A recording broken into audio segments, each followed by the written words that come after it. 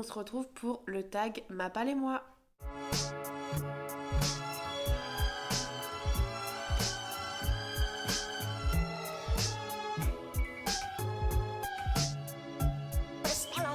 Alors je pense que vous connaissez un peu tous ce tag qui a été créé par Séverine de la chaîne Il est bien ce livre qu'on ne présente plus.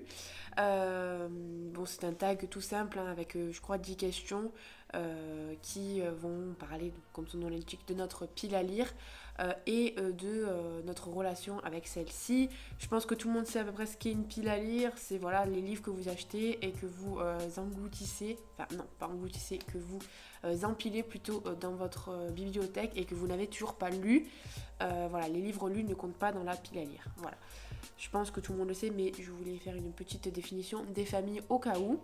Et on va partir tout de suite. Je suis munie de mon petit bloc-notes, cahier, agenda, ce que vous voulez, pour me rappeler des petites questions. On y va. Combien de livres as-tu dans ta palle ? Je les ai référencés sur Livre Addict et j'ai 327 livres dans ma palle pour l'instant. Je compte donc les livres papier que j'ai et je compte aussi les e-books, ça oui je les compte. J'en ai quand même pas mal, je pense une petite centaine, ouais. Je compte aussi les quelques services presse que j'ai reçus parce que comme je pars du principe que ce sont des livres que j'ai demandés et qui rentrent dans ma pile à lire, que je vais pas forcément lire tout de suite, ben voilà, je les intègre à ma palle. Bon, c'est un choix comme ça, hein, un peu arbitraire. Et par contre, je ne compte pas donc les emprunts médiathèque parce que forcément je les rends ensuite. Et je ne compte pas non plus mes livres audio alors que je pourrais, sachant que j'ai un abonnement tous les mois qui me permet d'avoir un livre audio gratuit par mois. Mais je sais pas pourquoi, comme c'est sous forme d'abonnement, je ne les compte pas dans ma pile à lire. Et donc pour la petite anecdote, j'en avais 380 il y a quelques semaines, mais j'ai fait un énorme unhaul environ des livres que je me suis dit que finalement jamais je les lirai parce qu'ils sont là depuis 107 ans, parfois 10-12 ans, et je les ai toujours pas lus. Donc au bout d'un moment, il faut se poser les bonnes questions. D'où viennent les livres de ta palle ? Alors moi c'est d'origines diverses et variées, j'ai des achats neufs, des achats d'occasion, je pense que c'est 50-50, hein, voilà. Pas beaucoup de cadeaux parce que mon entourage trouve que j'ai trop de livres à lire et mon entourage ne comprend vraiment pas pourquoi je les lis pas avant d'en racheter d'autres. Et aussi pour une question de voilà, j'ai peur que tu l'aies déjà dans ta pile à lire, j'ai peur que tu l'aies déjà lu, donc voilà, comme ils ne savent pas trop mes goûts et que je suis très éclectique, ce qui n'arrange rien, c'est compliqué du coup de m'acheter des livres, ce que je peux entièrement concevoir. Depuis cette année, j'ai fait la demande de quelques services presse, donc j'en ai reçu quelques-uns. Voilà, mais c'est quand même moindre par rapport au reste de ma palle. Et je crois que c'est tout.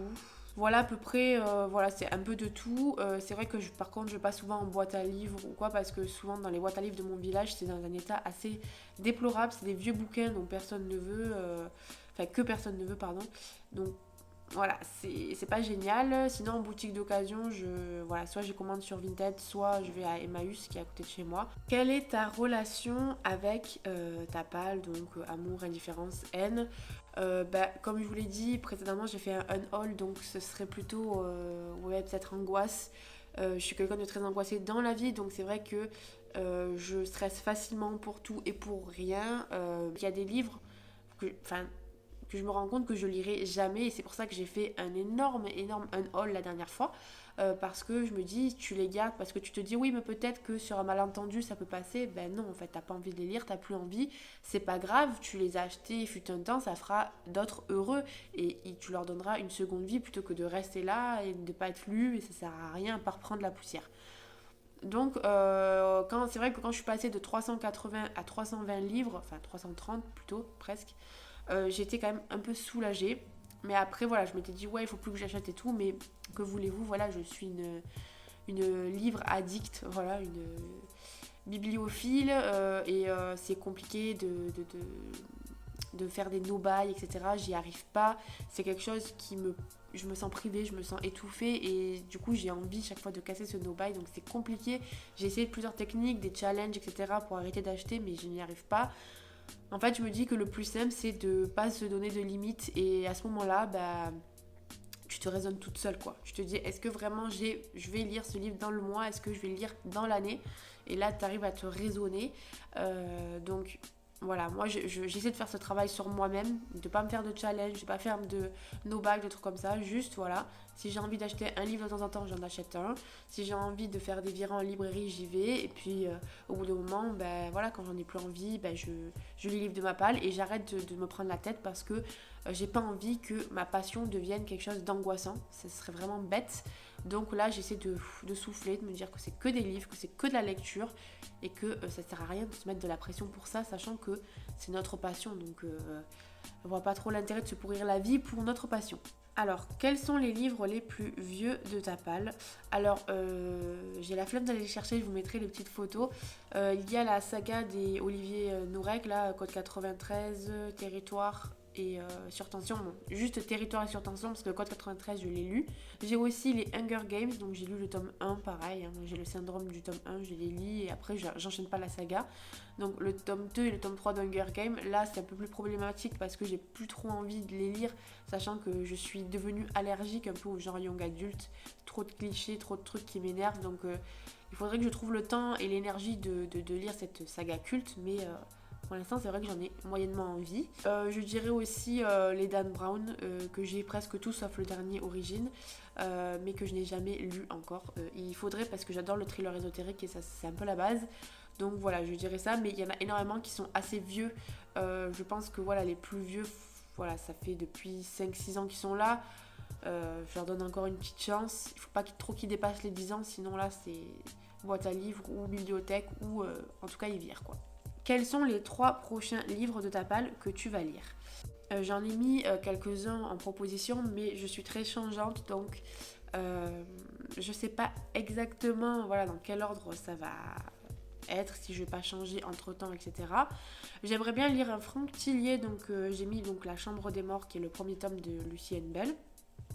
Parce que j'avais lu Train d'enfer pour Ange Rouge, le premier tome de Charcot, et là j'ai envie de switcher de personnage, ou alors Deuil de miel pour reprendre avec Charcot, je sais pas encore, mais j'aimerais bien lire bientôt un Franck Tillier. J'aimerais bien lire bientôt la suite de Persona, qui avait été un énorme coup de cœur dont je vous ai déjà parlé, de Erik Axelsson, donc ça sera Trauma, donc qui est le tome 2 de cette duologie suédoise. J'aimerais bien finir cette trilogie cette année, donc j'aimerais bien lire Trauma.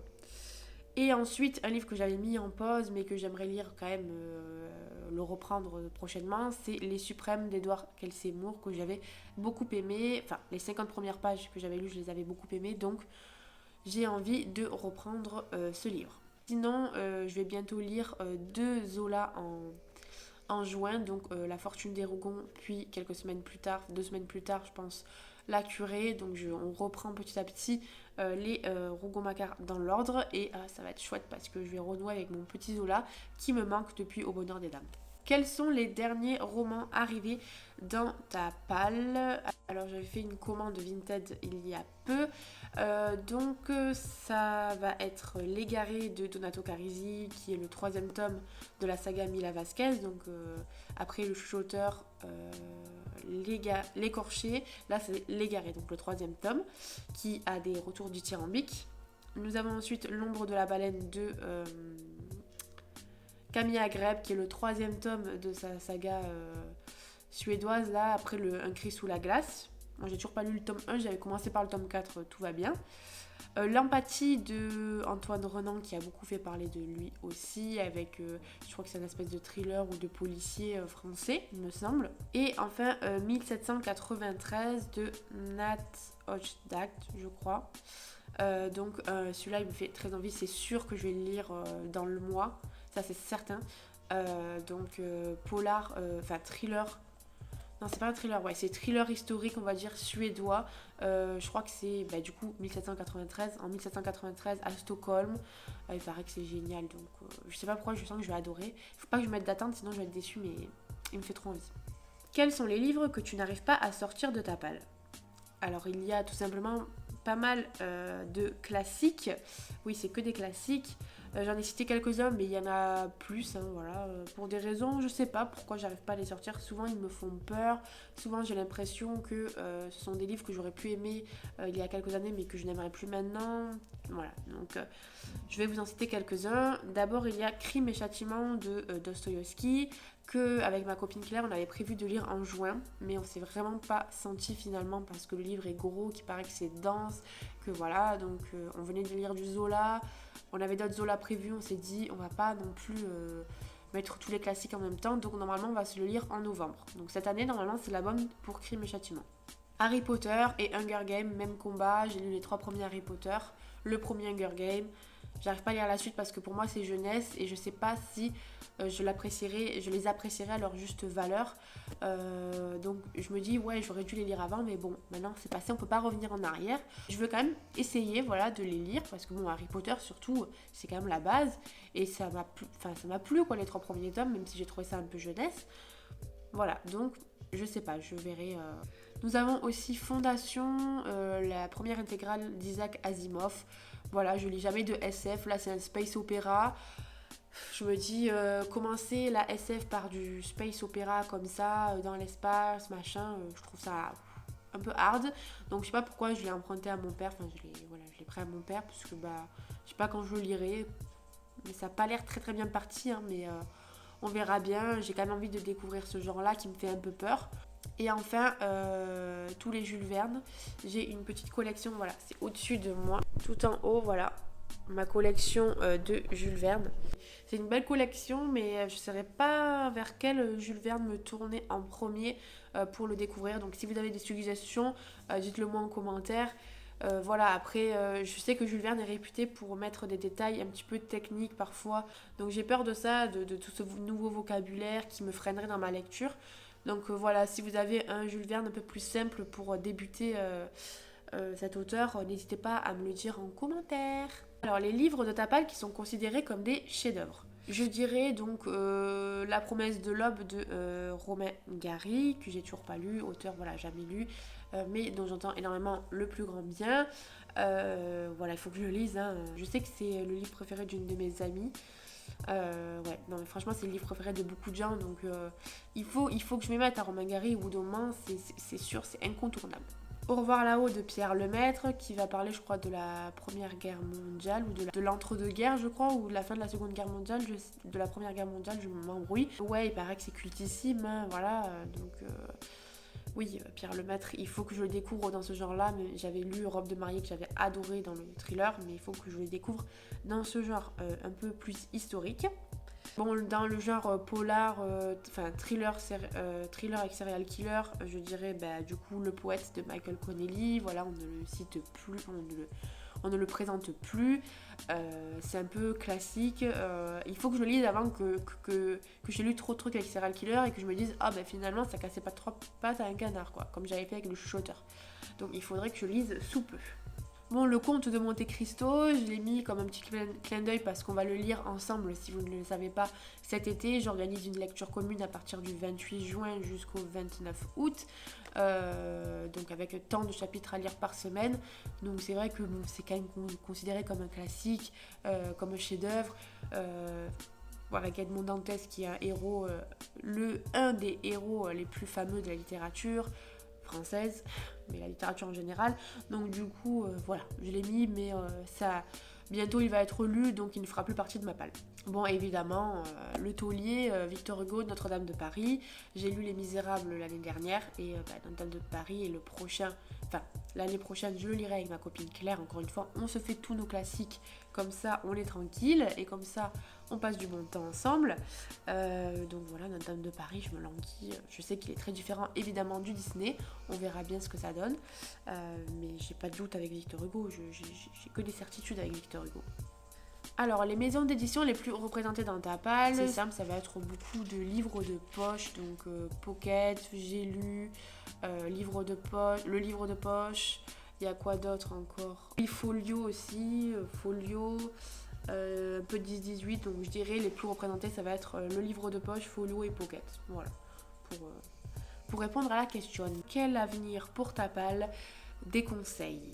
Donc, est-ce que j'ai des conseils à donner? Sûrement pas, vu que je suis pas du tout un exemple en termes de pal, en termes d'achat compulsif. Chaque fois je dis que je vais réduire ma palle, mais ce n'est pas vrai, je n'y arrive pas. En fait, ce que je veux faire, c'est juste que, bon, dans l'absolu, c'est de la réduire, peut-être passer sous la barre des 300 et ne pas dépasser les 300 dans l'absolu. Même dans l'absolu, j'aimerais passer à 200 livres ou 100 livres, mais ça ne sera pas possible. Il faudrait que je lise sans acheter pendant des années, puisque je dois lire quoi, 50-60 pages par année. Donc ce n'est pas possible. En fait, ce que je veux surtout, c'est ne pas l'augmenter. C'est ne pas passer de 320 livres à 400 livres sans avoir eu le temps de scier, voilà, de cligner des yeux. C'est pas possible. Je peux, enfin, vraiment, même question de place, question de rendement économique ou quoi que ce soit, je pourrais pas me le permettre.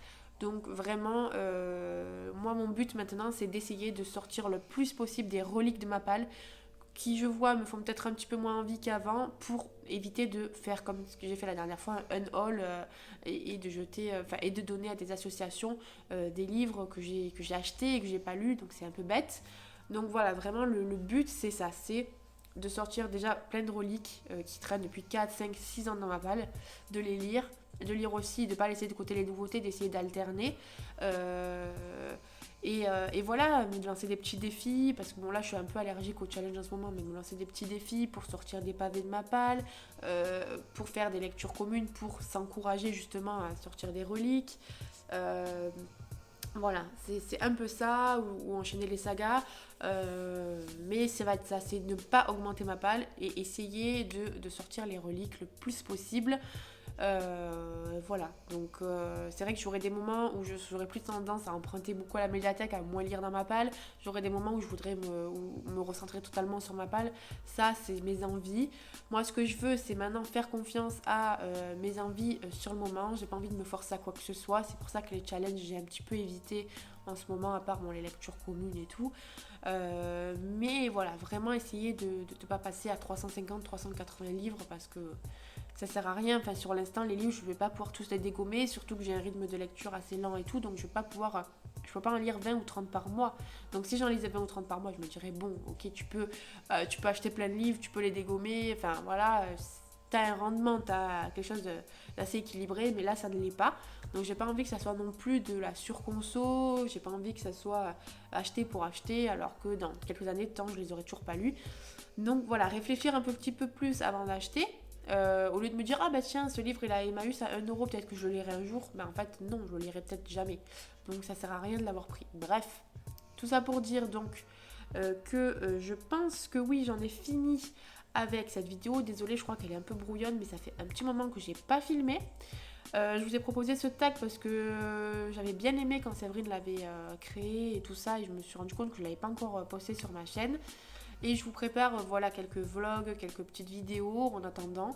Il ne me reste plus qu'à vous souhaiter un très bon mois de mai. J'allais dire non, c'est fini. Il faut se mettre à la page. Un très bon mois de juin. Voilà, on se retrouve la semaine prochaine. Profitez bien de ce soleil qui commence à pointer le bout de son nez. Je vous souhaite donc de très bonnes lectures. On se retrouve la semaine prochaine. Et je vous